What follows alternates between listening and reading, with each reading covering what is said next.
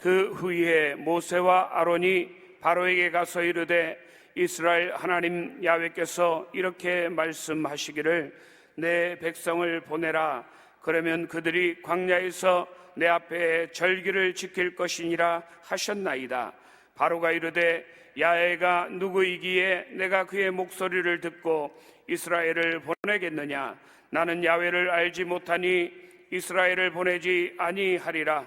그들이 이르되 히브리인의 하나님이 우리에게 나타나셨은즉 우리가 광야로 사흘 길 좀 가서 우리 하나님 야훼께 제사를 드리려 하오니 가도록 허락하소서. 야훼께서 전염병이나 칼로 우리를 치실까 두려워하나이다. 애굽 왕이 그들에게 이르되 모세와 아론아 너희가 어찌하여 백성의 노역을 쉬게 하려느냐?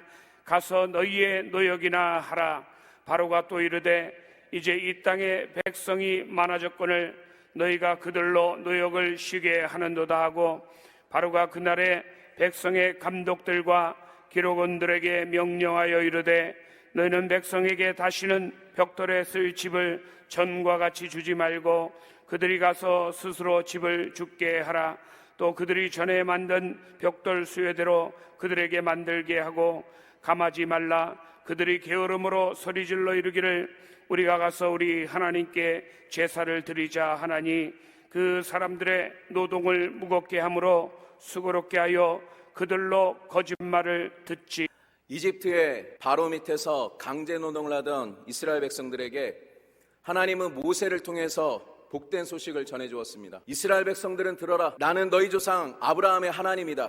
이제 내가 너희들을 너희 조상 아브라함에게 약속한 그 땅으로 들여보내줄 것이다. 너희들은 더 이상 바로 밑에서 노예 생활을 하지 않아도 된다. 너희들은 더 이상 열심히 일한 것을 빼앗기지 않아도 된다. 너희들은 더 이상 채찍에 맞아서 몸이 상하고 아프지 않아도 된다. 더 이상 너희의 자손이 대대로 가난하고 바로를 섬기며 살지 않아도 된다. 내가 너희들을 위해서 가나안 땅을 준비해 놓았다. 그것은 젖과 꿀이 흐르는 땅이다. 여러분, 젖과 꿀이 흐르는 땅이 무슨 뜻인지 아세요? 꿀을요 이렇게 쫙 부어보면요 처음에는 그냥 흘러서 가만히 있어요. 근데 계속 부으면 어떻게 돼요? 이게 줄줄줄줄 흐르게 돼 있어요. 그러니까 젖과 꿀이 흐른다는 땅은 그냥 있는 게 아니라 젖과 꿀이 흘러 넘친다라는 뜻입니다. 내가 그 땅을 너희들에게 주겠다. 하나님이 약속하셨습니다. 이스라엘 백성들은 모세를 통해서 그 하나님의 말씀을 받고 믿었고 기뻐했습니다. 모세는 이스라엘 백성들에게 복음을 전한 뒤 바로에게 가서 이스라엘 백성들을 내보내라고 선포합니다. 바로는 그 말을 듣고 이스라엘 백성들을 내보내기를 거부했습니다. 당연한 게 공짜로 일할 수 있는 사람이 거의 300만 명이 되는데 내보내겠습니까? 절대로 내보내지 않죠. 그러면서 자기 부하들에게 명령을 내립니다. 지금 이 백성들이 너무 한가한 거 보구나. 이제부터 이스라엘 백성들의 일거리를 더 많게 해라. 지금까지는 벽돌을 만드는데 지푸라기를 주었지만 이제는 지푸라기도 스스로 줍게 해라. 그러면서 만드는 벽돌의 숫자는 감하지 마라. 이렇게 명령을 내렸습니다. 벽돌을 만들어야 되는 숫자는 똑같은데 지푸라기를 스스로 주셔야 되니까 이제는 일거리가 어떻게 됐어요? 일거리가 더 많아졌어요. 일거리가 더 많아졌고 이렇게 고생을 더 시키는 겁니다. 바로는 이스라엘 백성들의 노동을 더 심하게 시키면서 더 수고를 많게 하면서 원하는 목적이 있었습니다. 왜 그렇게 하는가? 바로가 이스라엘 백성들의 노동을 더 무겁게 했는데 그 목적이 무엇입니까? 거짓말을 듣지 않게 하라는 것입니다. 그러면 그 거짓말이라는 것이 무엇입니까? 하나님이 모세를 통해서 이스라엘 백성들에게 전해준 하나님의 말씀이 거짓말이라고 얘기하고 있는 겁니다. 지금 너희들은 이 바로의 밑에서 노예 생활을 하지 않아도 된다. 너희들은 자유롭게 됐다. 너희들을 가나안 땅으로 인도해 줄 것이다. 너희들은 이제 고생하지 않아도 된다. 이 하나님의 말씀을 바로는 뭐라고 얘기하느냐? 거짓말이라고 얘기를 하고 있는 것입니다. 사단을 상징하는 이 바로 왕은 하나님의 말씀을 지금 거짓말이라고 얘기하고 있습니다. 자유와 축복을 약속하는 하나님의 말씀을 거짓말이라고 정면으로 방박하고 있고 상황을 더 어렵게 함으로써 그 하나님의 약속과는 반대되는 상황을 더 만들어내면서 목적이 뭐냐? 하나님의 백성들로 하여금 하나님의 말씀이 거짓말이라고 여기게 만들고 더 이상 그 말씀을 듣지 않게 하려는 것이 목적이라는 것입니다. 지금 말씀을 듣고 있는 여러분들의 상황은 어떻습니까? 여러분도 지금 이스라엘 백성들과 같은 상황이 아니십니까? 수없이 많은 교회에서 또 이 오살리 기도원에서 하나님의 말씀들이 나가고 있습니다. 하나님의 약속들이 나가고 있습니다. 여러분들은 그 말씀을 믿고 그 약속을 믿고 지금 의지해서 열심히 기도하고 있는데 상황은 그 약속과는 반대로 가지는 않으십니까? 상황이 더 어려워지지는 않으십니까? 축복의 말씀들을 믿고 듣고 기도했는데 오히려 직장과 사업장이 더 어려워지진 않으셨습니까? 기도의 말씀을 듣고 믿고 기도하고 있는데 몸의 상황은, 몸의 증상은 더욱더 악화되지는 않으셨습니까? 구원의 말씀을 듣고 기도했는데 자녀들이, 남편이, 아내가 예수를 믿기는커녕 더 완악하게 굴고 있지는 않으십니까? 그 상황이 어떠한 것이든 간에 사단이 상황을 하나님의 말씀과는, 약속과는 반대로 가게 하면서 어렵게 하는 목적이 무엇인지 우리는 정확히 깨달아야 되는 것입니다. 그 목적이 무엇입니까? 예, 그렇습니다. 여러분들로 하여금 하나님의 말씀이, 약속이 거짓말로 여기게 하고 더 이상 그 말씀을 듣지 않게 하는 것이 사단의 목적이라는 것입니다. 성경에 보니까 도적이 오는 목적은 오직 도적질하고 죽이고 멸망시키는 것뿐이라고 말씀하고 있습니다. 그런데 사단은 우리를 도적질하기 위해서 한 가지 일을 합니다. 우리를 죽이기 위해서 한 가지 일을 합니다. 멸망시키기 위해서 한 가지 일을 합니다. 그 한 가지는 뭐냐? 바로 여러분들로 하여금 하나님의 말씀을 거짓말이라고 여기게 만들고 더 이상 듣지 않게 하는 것이 이 한 가지입니다. 하나님의 말씀을 거짓말로 여기게 하고 듣지 않게만 할 수 있다면, 이 한 가지만 성공한다면 사단은 여러분들을 마음껏 도적질하고 죽이고 멸망시킬 수가 있습니다. 그래서 예수님은 뭐라 그랬습니까? 사단을 거짓말장이요 거짓의 아비라고 말하고 있습니다. 지금 오늘 본문에서 바로는 뭐라고 얘기하고 있습니까? 하나님의 말씀이 거짓말이라고 얘기하고 있는 것입니다. 그러면 여러분들은 누구의 말을 듣겠습니까? 사단의 말을 듣겠습니까? 하나님의 말씀을 듣겠습니까? 누구의 말이 거짓말입니까? 이 사단의 계략은 에덴 동산에서부터 시작되었습니다. 우리는 하나님이 창조하신 그 에덴 동산을 보면 우리를 향하신 하나님의 계획과 뜻을 알 수가 있습니다. 하나님께서는 천지를 창조하실 때 하늘과 땅과 바다를 만드셨습니다. 공간을 만드시고 그것을 가득가득 채우셨습니다. 우리 하나님은 채우시는 하나님이십니다. 내 입을 넓게 열라 내가 채우리라고 하셨습니다. 입을 넓게 여는 건 아무것도 아닙니다. 하지만 하나님은 그것을 채우시는 위대한 일을 하십니다. 하늘과 땅과 바다를, 공간을 만드신 다음에 하나님은 저 하늘에 수없이 많은 해와 달과 별들과 수많은 새들을 만드셨습니다. 바다를 만드신 다음에 수없이 많은 해조류와 우리들이 먹을 해산물로 가득가득 채워놓으셨고, 이 땅을 만드신 다음에 각종 채소와 열매들로 가득가득 채워놓으시고 유용한 강물들로 가득가득 채워놓으셨습니다. 그 에덴 동산에는 네 강의 근원이 되는 물줄기가 있어서 물이 풍부했습니다. 그 하나님이 만드신 그곳에는 부족하다라는 게 없었습니다. 이 모든 걸 창조하신 다음에 하나님은 마지막 날에 아담과 하와를 창조하셨습니다. 어떻게 창조하셨습니까? 하나님의 형상과 모양을 따라서 창조하셨다고 얘기하고 있습니다. 우리는 하나님의 형상과 모양을 따라 창조된 존귀한 존재들입니다. 사람들은 인정하지 않을 수 있습니다. 환경과 상황은 여러분들이 못났다, 너희들은 형편없다라고 말할 수 있습니다. 하지만 성경은 분명히 얘기하고 있습니다. 우리는 하나님의 형상과 모양을 따라 창조된 존귀한 존재라고 얘기를 하고 있습니다. 그러면서 말씀하시기를 너희는 이 땅을 다스리고 생육하고 번성하고 지키라고 했습니다. 우리는 지켜야 되는 것입니다. 우리는 이 대한민국을 지켜야 되는 것입니다. 우리는 우리의 가족을 지켜야 되는 것입니다. 성경이 말씀하기를 너희는 다스리는 존재라고 했습니다. 우리는 다스림을 받는 존재가 아닙니다. 우리는 환경에 끌려다니는 존재가 아닙니다. 우리는 질병에 끌려다니는 존재가 아닙니다. 우리는 우리가 질병을 다스립니다. 우리가 상황을 다스립니다. 우리는 다스리는 존재로 하나님이 창조해 놓으셨습니다. 우리는 그걸 기억해야 됩니다. 하나님이 만드신, 창조하신 세상은 죄가 없었습니다. 사망이 없었습니다. 가난과 부족이라는 것이 없었습니다. 하나님이 만드신 그 세상에 질병은 없었습니다. 실패가 없었습니다. 미움과 싸움도 없었습니다. 이것은 하나님의 뜻이 아니라는 것입니다. 하나님이 만드신 그 세상에는 생명이 있었고 풍성이 있었고 성공이 있었고 사랑과 에너지와 활력과 힘이 넘치는 곳이었습니다. 그럼 왜 아담의 후손인 우리들은 하나님이 주신 이런 생명과 풍성과 건강과 축복을 누리지 못하고 있습니까? 제가 방금 말했다시피 사단이 한 가지를 성공했기 때문에 그렇습니다. 우리로 하여금 하나님의 말씀을 거짓말이라고 여기게 만들었습니다.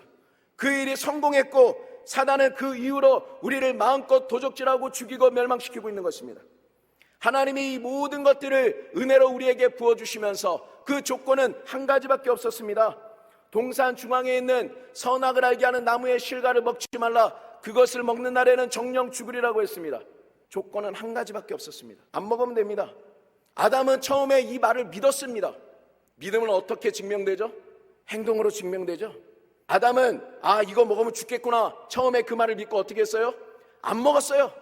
안 먹으니까 하나님의 은혜는 계속되었습니다. 그런데 사단이 뱀의 형상을 하고 찾아와서 제가 오늘 말했던 한 가지 일을 했습니다. 하나님의 말씀이 거짓말이라고 여기게 만든 것입니다.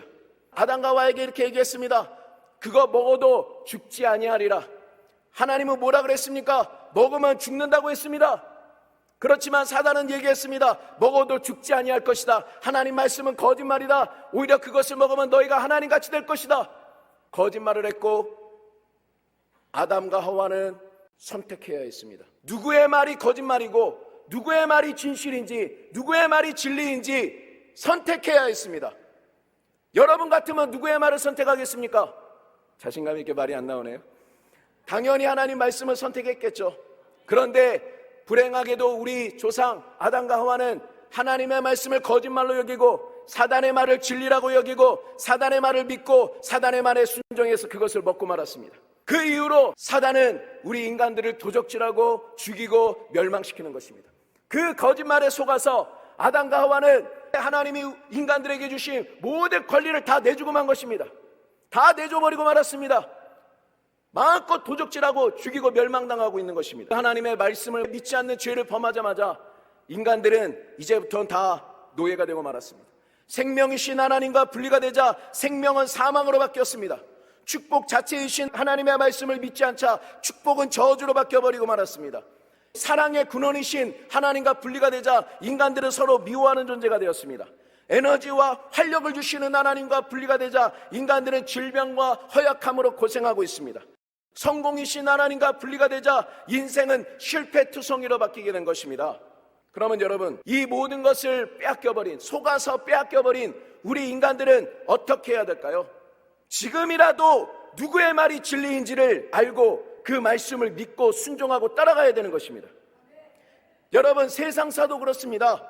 누구의 말을 믿느냐에 따라서 인생의 방향이 바뀝니다. 아무리 잘 나가던 사람들도 사기꾼의 말을 듣고 순종하는 순간부터 자기뿐만 아니라 자기의 자녀까지 다 고생을 하게 되어 있습니다. 바람둥이 남자 여자를 만나면, 그래서 결혼하면 인생에 고생하게 되어 있습니다. 누구의 말이 진리인지 누구의 말이 사실인지 우리는 잘 분별해야 되는 것입니다. 누구의 말을 따르는지에 따라서 우리의 인생의 방향이 결정되기 때문에 그렇습니다. 사단은 두려워합니다.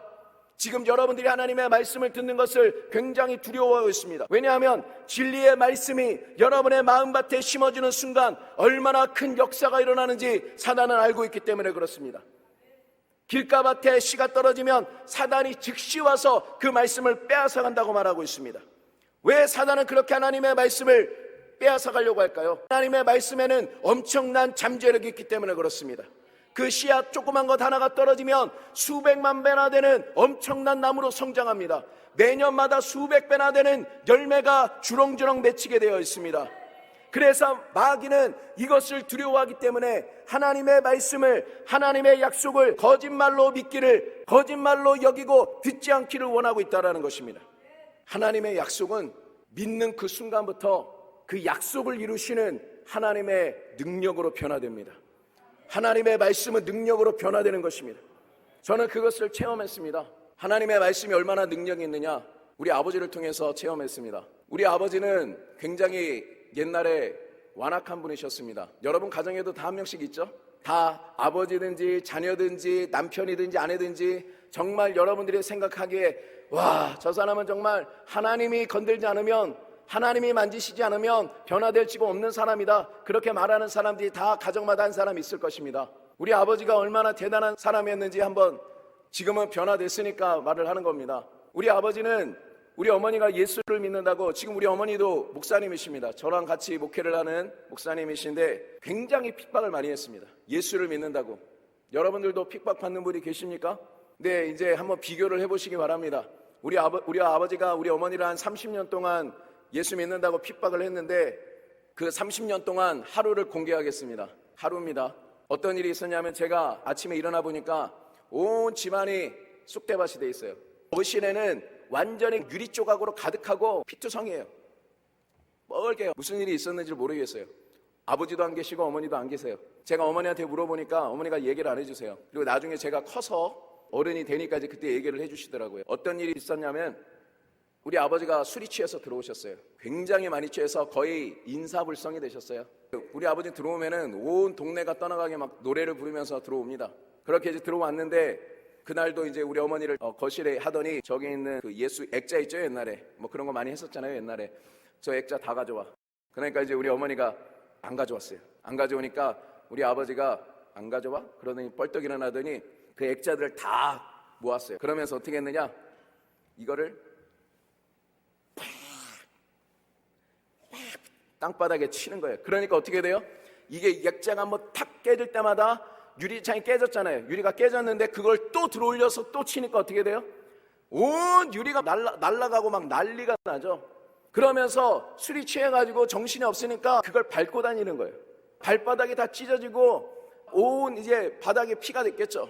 그러면서 이제는 우리 어머니를 때리다가 목을 조르니까 그냥 목이 졸림하면서 그냥 죽어야 되겠다고 생각을 하고 있는데 갑자기 그 생각이 딱 들어오더래요. 여기서 내가 죽으면 우리 남편은 살인자가 되고 우리 두 아들은 살인자의 자녀가 되겠구나. 그리고 고아로 이제 자라겠구나. 그 생각이 딱 들더래요. 그러면서 어디서 힘이 나는지 온 힘을 다해서 그 목을 딱 풀어가지고 확 던져버렸대요. 그러니까 이게 날 밀어 그러더니 냉장고에 가면 그 김치 있잖아요. 김치통을 딱 가져왔어요. 김치통을 가져와서 머리에다가 팍 부어버린 거예요. 그러니까 막 이게 막 들어와가 눈에 들어가고 난리가 치는 거죠. 거기에 또 멈추지 않고 물김치 있잖아요. 물김치를 하나 더 가져와가지고 그거를 팍 부어버렸어요. 그러니까 눈에 이게 들어가고 막 어찌할 바라고 옛날 뭐 일제시대 때 뭐 고춧가루가지고 이렇게 눈에 넣었다는데 아주 김치를 아예 그냥 부어버렸으니까 얼마나 눈이 따가웠겠어요. 그래서 헤매적거리면서 화장실로 막 뛰어 들어가가지고 세수대에다가 물을 담아놓고 눈을 이렇게 딱 뜨고 있어도 아무리 해도 샤워기를 막 계속해서 물이 떨어지니까 막 눈이 빠질 것 같이 아프더래요. 그리고 문을 딱 잠갔는데 우리 아버지가 막 술이 취해가지고 어디 갔어 막 찾더니 결국 못 찾고 그냥 자더래요. 그래서 제가 아침에 나와 보니까 온 거실이 완전히 뻘건 아버지 발에 찢어진 피도 있을 것이고 그 김치 국물에 그냥 완전히 난장판이 돼가지고 완전 뻘건 그런 데가 돼 있던 거예요. 그러니까 우리 예수님은 그 아버지의 죄를 씻기 위해서 발자국마다 피를 흘리면서 가셨는데 우리 아버지는 자기를 구원한 예수를 못 믿게 하려고 그 발이 찢어져 가면서 발에 피를 흘리고 김치 국물을 날리고 했던 거예요. 그러니까 우리 아버지 이런 사람이에요. 30년 중에 하루를 소개하는 겁니다. 자, 여러분 집에 있는 그 사람들과 비교해서 어떤 것 같으세요? 좀 센 것 같죠? 근데 이 아버지가 변화된 계기를 말씀드리겠습니다. 우리 어머니가 그러면서 신학을 하게 되고 전도사로 개척을 했습니다. 그러니까 병든 사람도 많이 오고 귀신 들린 사람도 많이 왔어요. 그래서 맨날 귀신 쫓아내고 병든 사람 치료하고 저도 그때 직장을 다녔는데 같이 일을 했어요. 그러니까 집에 못 들어갈 때도 많았죠. 그러니까 우리 아버지가 그렇게 대단한 분인데 우리 어머니가 목회한다는 거 인정하겠어요? 안 하겠어요? 인정 안 하죠. 매일같이 전화해가지고 막 불사지른다고 난리고 매일 전화를 하는 거예요. 그러니까 우리 어머니가 견디다 못해서 얘기했어요. 좋아, 집에 들어가겠다. 그런데 한 가지만 해주면 된다. 내가 왜 집에 못 들어가냐면 신학교에서 숙제가 있다. 그게 뭐야? 그러니까 우리 어머니가 얘기했어요. 성경을 쓰는 거다. 성경을 한 독 써야 되는데 그거를 해주면은 내가 집에 들어가겠다. 그러면 해줄래? 그러니까 우리 아버지가 내가 네 숙제를 왜? 하면서 소리를 지르면서 전화를 탁 끊었어요. 그러면서 며칠 뒤에 다시 전화가 왔어요. 그거 어떻게 하면 되는데? 딱 그랬어요. 그러니까 우리 어머니가 저한테 야, 마음 변하기 전에 빨리 성경책하고 대학 노트 몇 권 사가지고 빨리 갖다 주라 그랬어요. 그래서 제가 빨간 볼펜하고 검은색 볼펜하고 대학 노트하고 성경책을 집에 갖다 줬어요. 그러면서 이제 우리는 또 일을 하고 있어요. 이제 우리 아버지는 무서워가지고 5분 대화를 못해요. 갖다 주고 이제 도망쳐 나왔어요. 그런데 며칠 뒤에 집에를 가보니까 놀라운 일이 벌어졌습니다. 예, 대단한 일이 벌어졌는데 한여름 밤인데 메리아스 입고 팬티 입고 옛날에 그 조그만한 상이 있잖아요. 보니까 거기다가 성경책을 하나 딱 올려놨어요. 거기에 대학 노트를 올려놨어요. 그리고 이제 빨간 볼펜, 검은 볼펜을 딱 놔뒀어요. 그것만 있으면 얼마나 좋아요. 그런데 그 위에 소주병이 하나 있고 소주잔이 하나 있고 재떨이가 하나 있고 담뱃재가 있어요. 안 보는 척하면서 보니까 어떻게 하고 있느냐, 우선은 소주를 한 잔 따라요. 따르더니 그거를 탁 마셔요. 김치도 한번 먹고, 술을 먹었으니 모두 피워야 돼요. 담배도 한 대 피워야죠. 거기에서 또 재떨이 털고, 그 다음에 뭘 하느냐, 예수께서 가라사대 하면서 이제 쓰는 거예요. 예, 술 먹어가며 담배 피워가며 예수께서 가라사대. 우리 아버지가 대단한 사람이에요. 은행 전산실에 있던 사람이에요. 그러니까 성격이 굉장히 꼼꼼하죠. 뭔 내용인지는 몰라도 성경을 그대로 쓰는 거예요. 우리가 검은색은 그냥 일반 내용이고 빨간색은, 성경에서 빨간 내용은 뭐예요? 옛날에 예수님 말한 건 빨간색이잖아요. 그러니까 뭔 내용인지는 모르고 이제 빨간색도 그대로 쓰는 거예요. 예수께서 가라사대. 성격이 꼼꼼하니까 그거 한 줄 쓰는데도 몇 번을 쳐다봐요. 예수께서 가라사대 나는 생명이요 빛이요 길이요 뭐 하면서 이제 막 쓰는 거예요. 그걸 보면서 속으로 생각했어요. 정말 무릎 꿇고 써도 진짜 변화가 될까 말까 하는데 저렇게 해서 사람이 변화되겠나 하면서 한심하다 하면서 이제 또 교회를 가는 거예요. 교회를 가는데 놀라운 일이 벌어졌습니다. 다음에 가니까 우리 아버지는 5분 대화가 안 돼요. 그런데 집에 가니까 모세가 가라사대 뭐 하면서 성경 얘기를 하는 거예요. 그래서 와 신기하다 하면서 또 갔어요. 또 며칠 있다가 집에 가보니까 우리 아버지가 옛날에 맨날 소파에 누워가지고 이렇게 리모컨만 딱 돌리고 있었어요. 그런데 자세는 똑같아요. 리모컨만 돌리고 있어요. 그런데 보는 게 달라져 있는 거예요. 뭐를 보냐면 기독교 방송을 보고 있는 거예요. 옛날 같으면 절대로 보고 있지 않을 기독교 방송을 딱 보고 있는 거예요. 그러면서 얘기를 해요. 별소리를 다 해요. 장경동 목사님 나오니까 내가 장경동이보다는 설교를 잘하겠다면서 온갖 비판을 다 해가면서 그 말씀을 보고 있는 거예요. 참 신기하다 하고서 저희는 또 교회를 갔어요. 교회 가서 하루는 꿈을 꾸는데 이런 꿈을 꿨습니다. 교회를 어떤 3명의 여자가 들어오는데 악한 존재예요. 옛날 그 기생 알죠? 기생들이 한복을 딱 이렇게 해가지고 좀 매갖고 이렇게 걸어다니는 거 있잖아요. 딱 이렇게 좀 매고 걸어와서 들어오는데 뭔가 아주 기분이 나빠요. 뭔가 불만이에요. 그래가지고 여자가 3명이 내 방으로 딱 들어와요. 방석도 차고 주보도 휙 던지고 막 뭔가 불만이에요. 그러면서 교회에 있는 내 방에 딱 들어오더니 뭐라고 얘기를 하냐면, 야 니네 아빠 어제 우리 동네에서 니네 동네로 이사 갔더라. 딱 그러는 거예요. 야, 그런데 제가 아침에 일어나 보니까 하나님 말씀이 딱 떠오르는 거예요. 골로새서 1장에 보면 그가 우리를 흑암의 권세에서 건져내사 그의 사랑의 아들의 나라로 옮기셨으니 그 아들 안에서 속량 곧 죄사함을 얻었도다. 이 말씀이 딱 떠오르는 거예요. 아버지가 그 성경을 쓰면서 회개하고, 나중에 들어보니까 회개를 많이 했대요. 회개하고 그 하나님의 말씀이 들어오자 예수 그리스도를 영접한 거예요. 그러면서 우리 아버지가 완전히 변화돼 버리고 말았습니다. 우리는 생각합니다. 그렇게 술 먹어가며 담배 펴가며 하나님 말씀 쓴다고 뭔가 변화가 되겠나 이렇게 생각을 하는데, 하나님의 말씀은 살아있고 운동력이 있어 좌우 날선 어떤 검보다도 예리하여서 우리의 모든 영광과 간절과 골수를 찔러 쪼개버리는 것입니다. 하나님의 말씀은 날카로운 성령의 검이 되어서 우리들의 잘못된 생각을 제거해버립니다. 여러분의 마음속에 있는 두려움과 염려와 절망과 열등감을 제거해버리는 것입니다. 하나님의 말씀은 날카로운 수술 칼이 되어서 우리들의 모든 암덩어리와 질병들을 수술해버리는 것입니다. 하나님의 말씀은 날카로운 검이 되어서 우리 인생을 도적질하고 죽이고 멸망시키는 악한 원수마귀를 쫓아내버리는 것입니다. 이 하나님의 말씀이 우리 아버지의 마음속에 들어가자 변화가 일어나기 시작했습니다. 그렇게 끊지 못하던 술과 담배를 다 끊어버렸습니다. 그리고 노년에 신학교를 들어갔어요. 우리 아버지가 60이 넘어가지고 신학교를 들어갔습니다. 어디를 갔느냐? 순복음 신학원을 들어갔어요.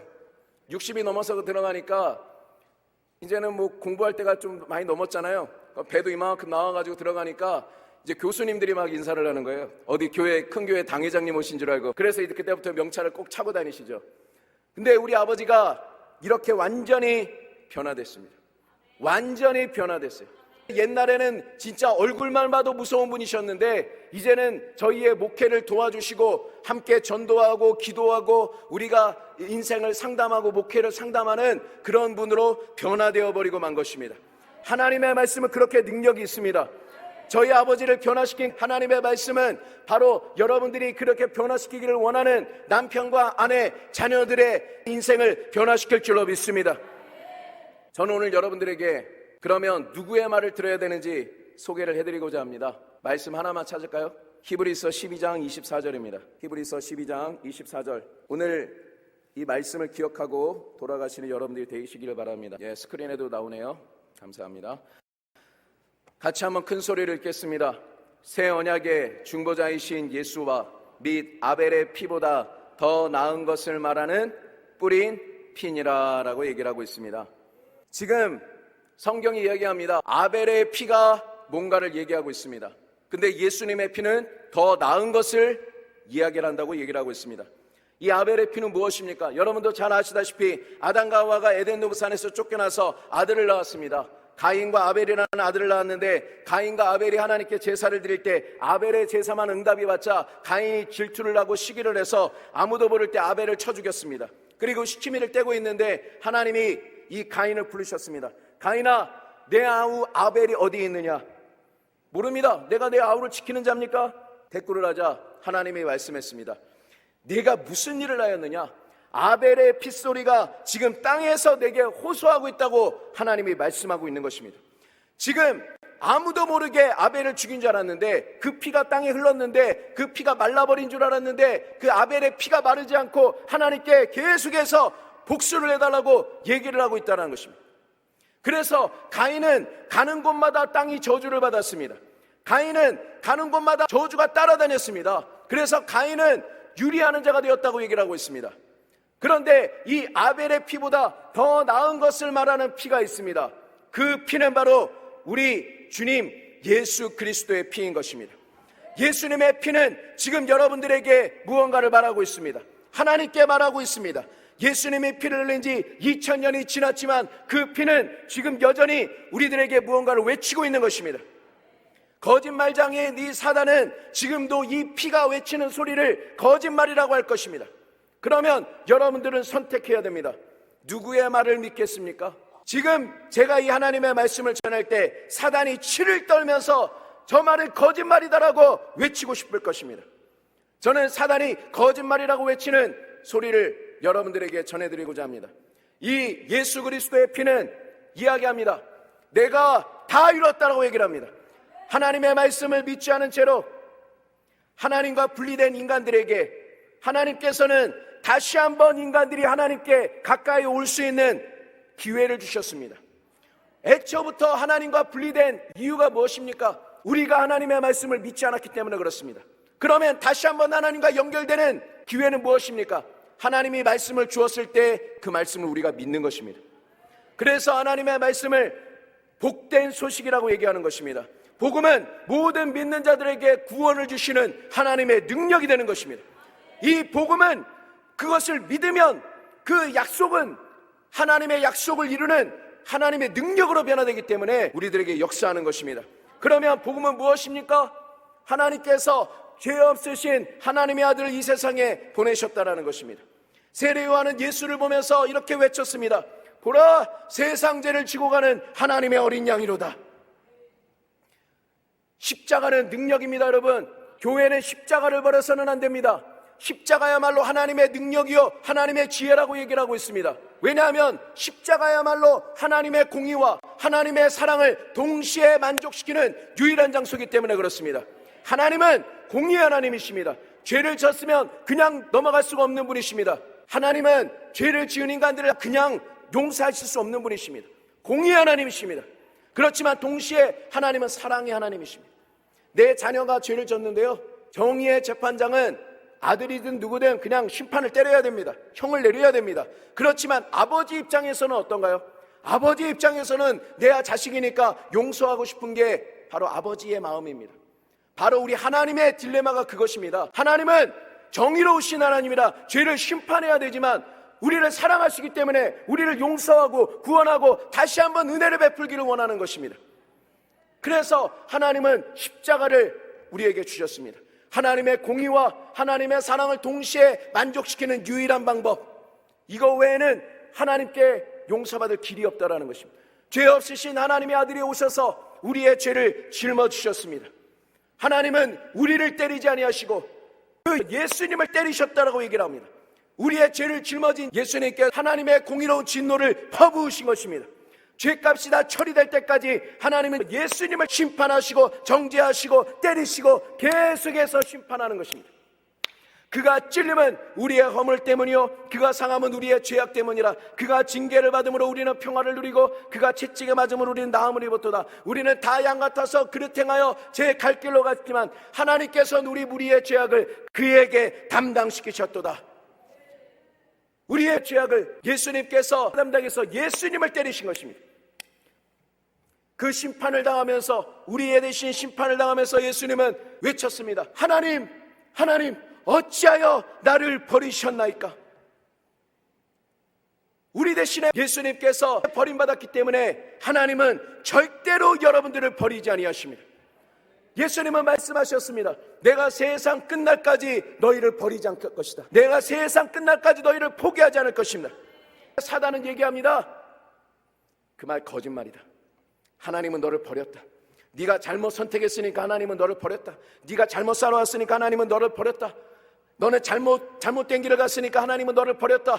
사단은 계속 얘기할 것입니다. 그렇지만 우리 주님은 이렇게 얘기하셨습니다. 세상 끝날까지 내가 너를 포기하지 않을 것이다. 너를 버리지 아니할 것이다. 내가 너를 고아와 같이 버리지 아니할 것이다. 세상 사람들 다 버려도, 부모가 나를 버리고 자녀가 나를 버리고 친구가 나를 버리고 친척이 나를 버려도 우리 주님만 나를 버리지 않는다면 우리에게는 소망이 있는 것입니다. 하나님이 절대로 여러분들을 포기하지 않는다고 말씀하고 있습니다. 모든 심판을 다 담당하시고 내가 다 이루었다. 내가 다 갚아버렸다. 내가 하나님과 너희 사이에 모든 죄악을 내가 다 담당했다. 나는 길이다.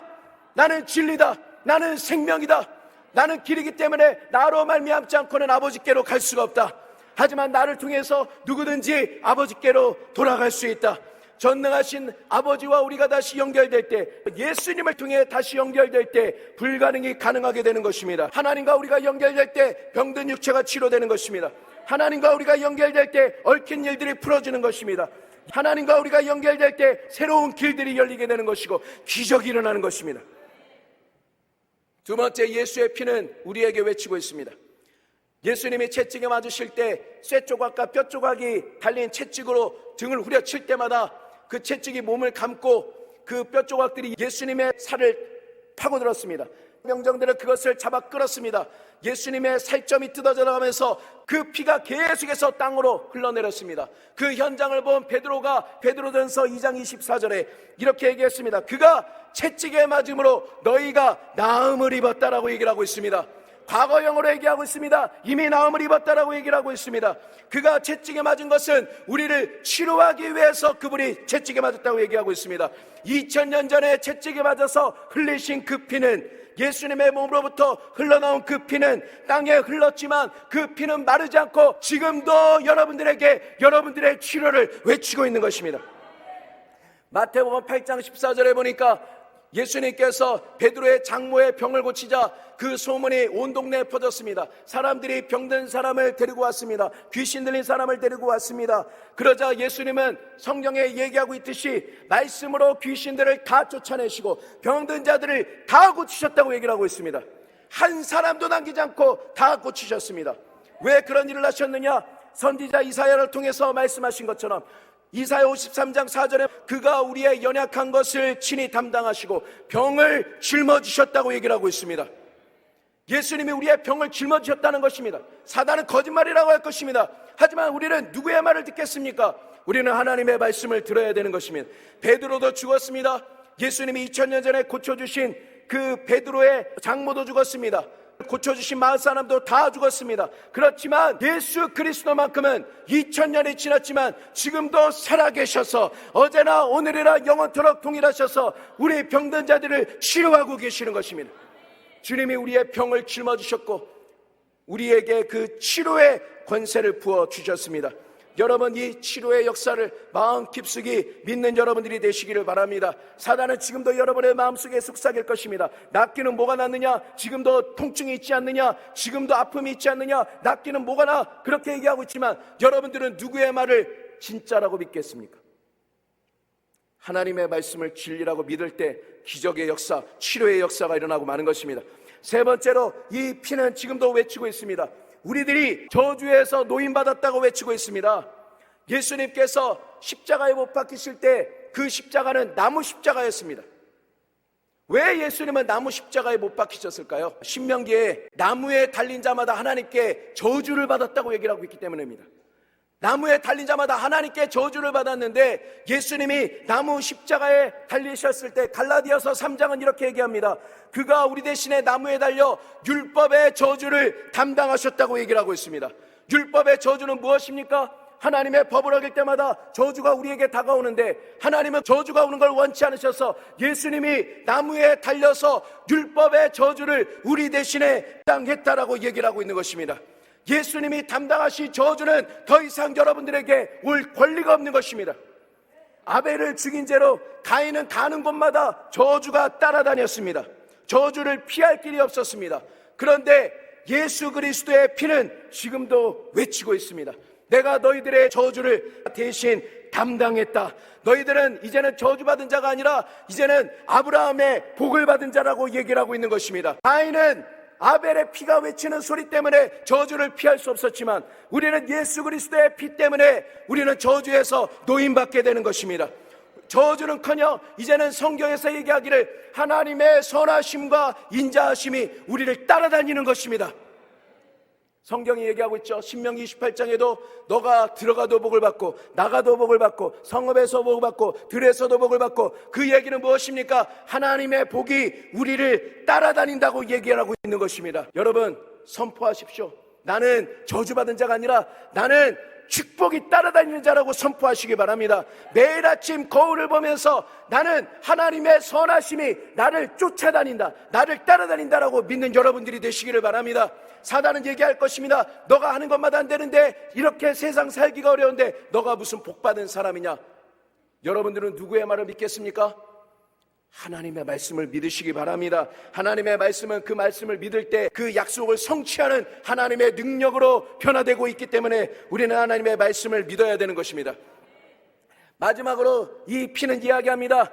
우리의 옛사람이 죽고 우리는 새롭게 태어났다고 얘기를 하고 있습니다. 예수님이 십자가에 못 박히실 때 옛사람인 우리도 같이 십자가에 못 박혔습니다. 여러분, 실패한 우리 옛사람은 같이 못 박혔습니다. 죄인인 우리는 십자가에 같이 못 박혔습니다. 예수님과 함께 못나고 추한 나는 같이 못 박혔습니다. 아픈 나도 못 박혔습니다. 연약한 나는 십자가에 못 박힌 것입니다. 죄에 끌려다니던 나는 십자가에 못 박힌 것입니다. 마귀의 종노릇하고 환경에 끌려다니는 나는 예수님과 함께 십자가에 못 박힌 것입니다. 예수님이 땅에 장사될 때 우리도 같이 장사됐습니다. 예수님이 부활했을 때 우리도 같이 부활했다고 얘기를 하고 있습니다. 이제는 완전히 변화되어서 용서받은 의인으로 부활했습니다. 여러분들은 건강하고 치료받은 자로 부활했습니다. 여러분들은 발전하고 성공하는 나로 부활했습니다. 이제는 하나님의 원수된 자가 아닌 하나님의 사랑받는 화목된 자녀로 부활했습니다. 왕같은 제사장이요 거룩한 나라요 그의 소유된 백성으로 부활했습니다. 하나님의 영원한 생명을 받은 자녀로 부활했으며 마귀와 죄와 세상의 정복자로 부활했으며 환경을 극복하는 승리자로 부활했으며 예수 그리스도를 드러내는 대리자로 부활했으며 하나님의 동력자로 다시 태어나게 된 것입니다. 누구든지 그리스도 안에 있으면 새로운 피조물이라. 이전 것은 지나갔으니 보라 새 것이 되었도다. 여러분 매일같이 보시기 바랍니다. 매일같이 거울을 보면서 나는 새롭게 태어났다라고 선포하는 여러분들이 되시기를 바랍니다. 마귀는 지금도 외칠 것입니다. 거짓말이다. 너가 태어나게 뭘 새롭게 태어났느냐? 너는 여전히 못나고 실패자고 안되고 죄인이고 아무것도 할 수 없는 자다. 하지만 하나님의 말씀은 여러분이 새롭게 태어났다고 얘기를 하고 있습니다. 오늘도 하나님의 말씀을 믿는 여러분들이 되시기를 바랍니다. 말씀을 맺겠습니다. 예수님께서 말씀하시기를 내가 내 이름으로 두세 사람이 모인 곳에는 나도 너희들 가운데 있겠다라고 했습니다. 지금 예수의 이름이 모인 이곳에는 지금 우리 주님이 와 계십니다. 우리 눈에는 보이지 않지만 전 하나님의 말씀을 믿습니다. 주님이 오셔서 놀라운 일을 행하실 걸 믿습니다. 예수님이 이 자리에 계신다면 예수 그리스도는 어제나 오늘이나 영원토록 동일하셨던 것처럼, 우리가 마태복음, 마가복음, 누가복음, 요한복음에 본 것처럼 예수님은 2000년 전에 하셨던 일들을 지금 똑같이 행해 주실 것입니다. 2000년 전과 똑같이 죄인들을 용서해 주실 것입니다. 병든 자들은 치료해 주실 것입니다. 배고픈 자들에게 빵을 주실 것입니다. 목마른 자들에게 영원히 목마르지 않을 생수를 부어주십니다. 죽은 자에게 생명을 부어주십니다. 넘어진 자는 다시 일으켜 세워주십니다. 상처 입은 자는 위로해 주십니다. 소외 입은 자들에게 친구가 되어주십니다. 여러분들이 고아라면 아버지가 되어주십니다. 어둠 속에 있는 자들에게 빛이 되어주십니다. 위기 속에 있는 자들에게 피할 바위가 되어주시고, 귀신을 쫓아내주시고, 천한 자는 높여주시고, 잡힌 자에겐 자유를 주시고, 슬픈 자에겐 위로해 주시고, 약한 자는 강하게 하시고, 멸망하는 자들에게 구원을 주시며, 결혼 생활이 끝난 자들에게 새로운 가정을 주시며, 직장과 사업이 끝난 자들에게 새로운 직장과 사업을 부어주시고, 인간관계가 끝나고 모든 소망이 끝난 자들에게 새로운 시작과 출발을 주시기 위해서 주님이 지금 이곳에 와 계시는 것입니다. 오늘도 우리 주님을 사면서 나는 누구의 말을 들을 것인가? 사단은 하나님의 말씀이 거짓말이라고 얘기하고, 하나님은 사단이 거짓말장이라고 얘기하는데, 나는 누구의 말을 들을 것인가? 잘 결단하면서 기도하겠습니다. 주여, 일창하시고, 하나님, 저는 하나님 말씀을 믿겠습니다. 성경을 믿겠습니다. 상황이 뭐라고 해도, 환경이 뭐라고 해도 오직 하나님의 말씀만 나는 믿고 따르겠습니다. 하나님의 말씀이 진리고 사단은 거짓말장이라고 믿고 사단의 말을 듣지 않겠습니다. 환경의 말을 듣지 않겠습니다. 사람이 하는 말 믿지 않겠습니다. 결단하시고 주여 삼창하시고 통성으로 기도합니다.